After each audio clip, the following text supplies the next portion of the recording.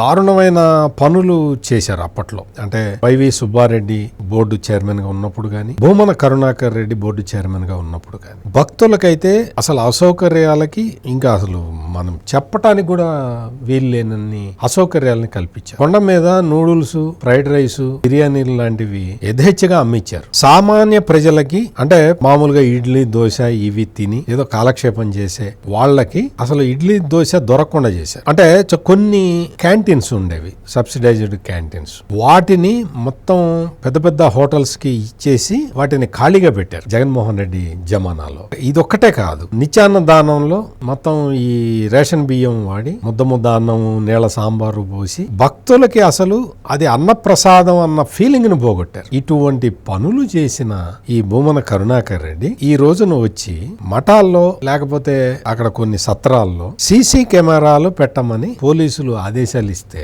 దాన్ని తప్పుపడుతున్నాడు.